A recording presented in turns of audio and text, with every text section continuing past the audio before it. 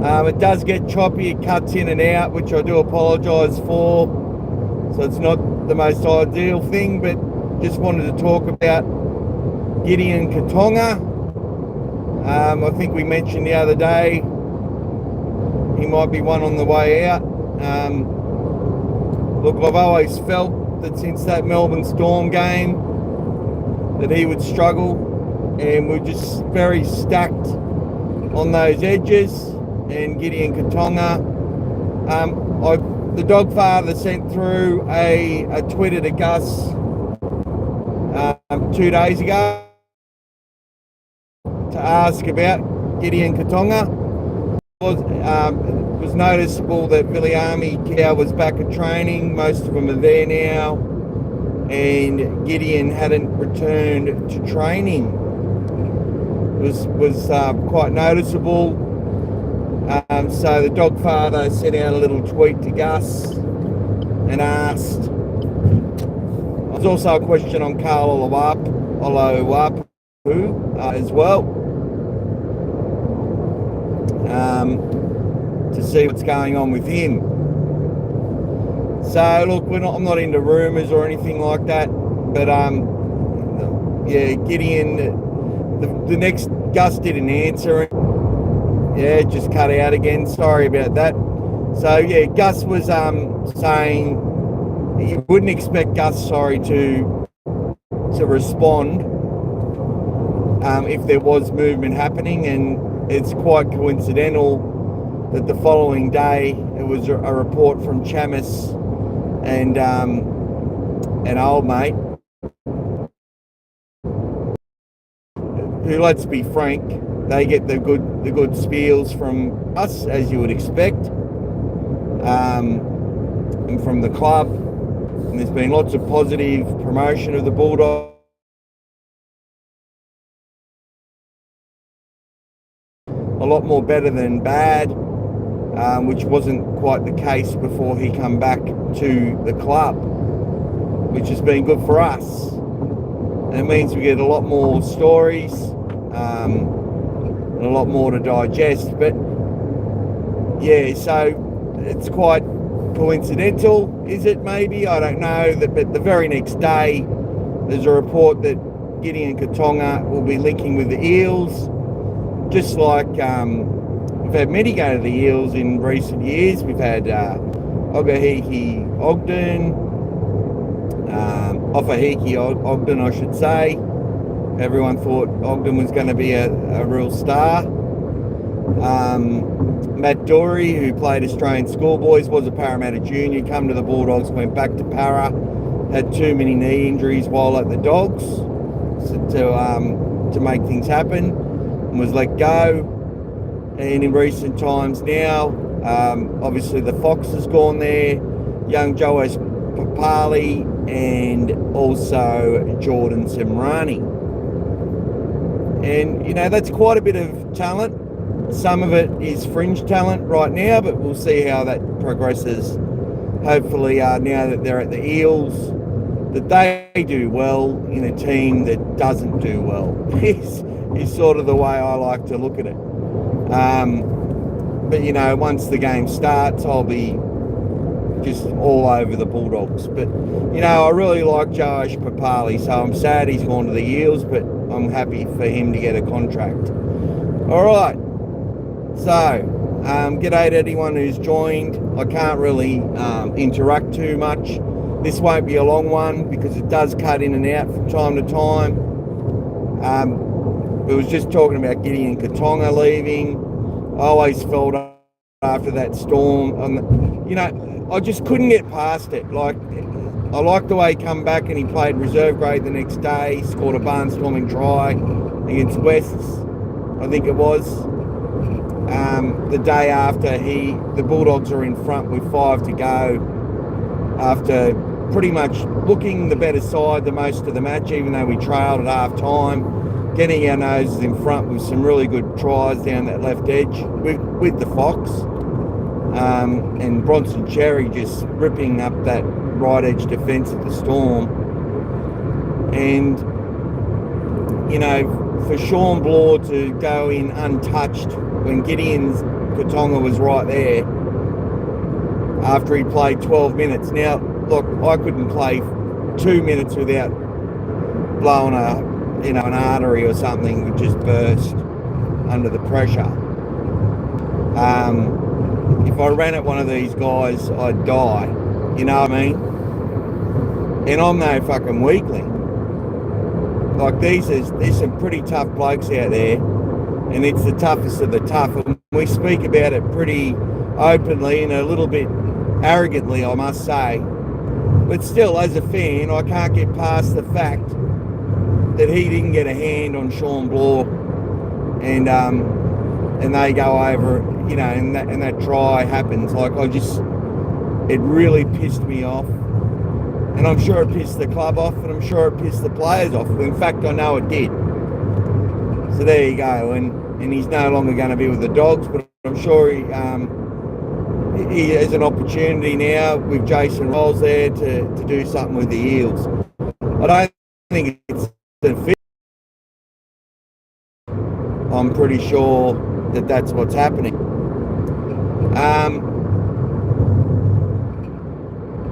I don't know who's on. How you going, brother? G'day, Alexis. Holla. I don't know who that. Couple of people I haven't seen on much. Good to see you. It's not the best time of day to do a live, but we just get some content out there. Can't wait for the season to happen next year. And I've been really crook. I'm really busy. As you can see, I'm fitting this in doing a bit of driving up to the Sunshine Coast. And we'll see how we go. What else have we got? Well, I asked about Carl Lawapu as well. There was no response. I didn't expect one. Haven't seen him poking around recently, which is interesting. I think he's a good he's a good young kid, a lot of talent. There was issues at the Broncos because they said he was going to get top 30 and he didn't. The Dogs swooped in. I thought he was brought in for his time. I felt that he did pretty well. They found that injury. I don't know. There's a couple of little things out and about, which I don't know if it's got anything to do with the Bulldogs. I don't know if it's got anything to do with Carl Lawapu. And hopefully, we see this guy in the blue and white for many years to come and achieving the potential that everyone knows he's got before that injury. There was rumours, whispers put out, I think it was by the Mole, that a Sydney club, and good old Tony, he's got links to, I think he's good mates with Gus as well. But anyway, there was a rumour that a Sydney club was looking to medically retire a player. Now, I just instantly thought of Ryan Sutton and Carla Lawapu, just in my gut. Absolutely no reason, just come to my mind. But Ryan Sutton, I've seen a bit of him in social media, bit of promotion with Bulldogs on. He's been going and doing some training and stuff. So hopefully he's right for his final year with the Bulldogs and gets to do really well. Because if he has a magnificent year, that's going to be good for Canterbury. I can tell you that now. And for his career. But Carl Lawapu with that neck injury, yeah, I was a bit worried about that. Now, I had a mate do a bit of snooping last night, and he noticed that Carl no longer follows the Bulldogs on Instagram. Yeah, that just could be a kid who's gone off social media and just wants... You just don't know what the reasons for any of that are, but when people start to put two and two together, they can come up with the wrong answers a lot. But where there is smoke, there is sometimes fire. So there you go. So potentially he could be one on the way out. I hope not. I hope I'm just, creating speculation where there shouldn't be. And if anyone knows anything and wants to put that to rest, I'd love to hear it. I'm not going to, talk it up too much. I'm just just talking about my thoughts while I'm driving, doing my job. G'day, Pete. Yeah, thanks, mate. I thought I would be breaking up a lot. It'll come in and out as I go through the different areas, but it's which is a bit annoying, but just trying to do a little bit.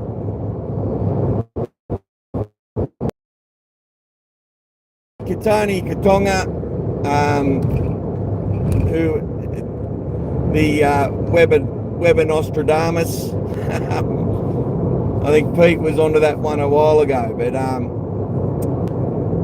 we don't start rumours on all things Bulldogs, and there's no rumours starting here. We're just trying to work out what's going on, and we can understand the club's got to be tight-lipped about a lot of it, and they will be. Gus will answer things candidly, how he sees them at that point of time. If there's no repercussions to doing so, if he stays tight-lipped, there's usually a good reason for it. He'll generally answer everyone's questions if he's able to, or if it's in the best interest of the club, he will do it. But if it's not, he won't. But the top 30 as it stands is a top 30 with Carlo Lawapu in it as well. And Harry Hayes being elevated. There's players to come into that top 30 next year. Additional ones like Lipoi, Hopoi. There's a few things to check out as Bailey Hayward being extended. We're seeing on different platforms players having, are they contracted for next year or not, and that sort of thing. Are they on development this year and in the top 30 next year? But it all depends. There's a few other guys that are missing that haven't come back. I haven't seen anything of Eli Clark, so he may be one that's headed in another direction as well. It was a good young talent, but you just don't know what's going on with any of this stuff. You can have people who choose another direction in life. They can go to another club. The club just might say to them, "I think you should get a day job." Just whatever it is, we don't know the reasons, and we shouldn't be too aggressive with the club or with the players themselves, and just accept what happens. I'm happy that the club has got a top 30 there, which includes a lot of last year's players in it, which is going to give a lot of these players an opportunity to prove that last year was no fluke and that they are all meant to be where they are in blue and white. And that's what I want to see happen. And if that's the case, we could, start this ascension to being consistent top 8, top 6, top 4, top 2, premiership competing side year in, year out. Now, if we listen to the Gus podcast on the Levels Network, which was a good listen, you'll find that, look, Buzz Rothfield and that'll say what they'll say, and the impatient ones who are rightfully impatient, and the Gus detractors, all these people who think they know more than him, will sit there and tell you that he's just trying to buy time to take money from the club, which I think is bullshit. The Bulldogs need Gus Gould more than Gus needs Canterbury, is all I'm ever going to say to that. And I'll also say, as I'm about to head into a big storm, so we might have a little bit of, hopefully it's not cutting in and out, hopefully it'll be all right. But yeah, the detractors are going to say Gus is trying to buy time because he said that he's got, last year was basically the first year of everything, even though it was the third year that he was back at the club. But they did a clean out the first 2 years. So the fact that basically look, I think last year wasn't the first year. I think the first year was the year before. The year before, they continued to clean out. They still had players they were bringing in and working out, and they won the club championship that in 2023. They had some much better performance. Their ceiling was a lot higher in 2023 in first grade as well, with some really good wins against some good opposition. It's just that the bottom, the bad performances were still just as bad as they had been at any point from 2020 to 22. So they just had a much higher disparity in their performance from good to bad. But the good was a lot better in 2023. So I believe last year was the second year, in my opinion, and we're now into the third year of the resurrection. And as I continue to say, we may have a dip along the way, and that will be expected. We saw that at Penrith between 2012, in those years that he was there, the 7 years, or whatever it was, 7 or 8 years. They got a pretty quick lift straight away, and then they had some dips, and then they underperformed. But while this was all happening, their juniors went from strength to strength, and they got those juniors ready. They didn't rush them. They took their time with the kids, and when they brought the kids through, they made an immediate and sudden impact.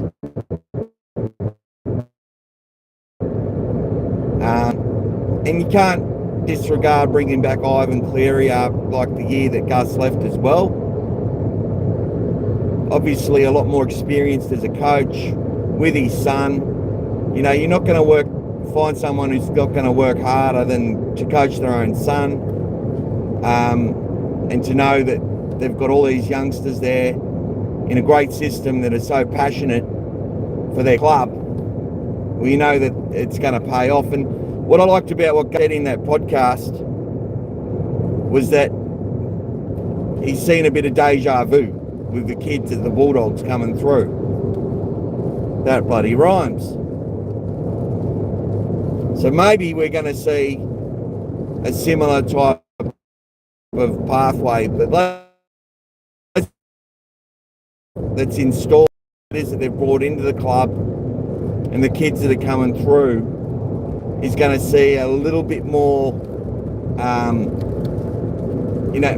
hopefully it'll be a little bit faster, the trajectory and the consistency of the performances, to see that they just continually compete and make the finals over the next few years. Will do a lot for the fan base. It'll do even more for the culture of the place, and it'll certainly help with stability, which is what Canterbury, in the way that we're set up, need more than anything else. We need stability, but we also need people to understand that they have to perform to a high level and follow the club's mantras. So anyway, guys, it's probably a really choppy experience. You're probably only getting half of what I say, which is quite annoying, but I'll have a listen later. The first one I was pretty disappointed with the other day, but I just get bored and I want to have a chat, and and while I'm driving, that's the only real time I'm not busy, so even though I'm concentrating. Hello to everyone. Hope you're getting ready to wind down and have a good Christmas. We'll chat in Christmas week because I'm taking 2 weeks off. I'll do it from the studio and really hone in and focus on the top 30 and our draw and just trying to probably get way too ahead of ourselves, but it's all due to impatience. All I want for Christmas every year is for the rugby league to start like on Christmas Day. Like, that's what I want every year, but I never get what I want.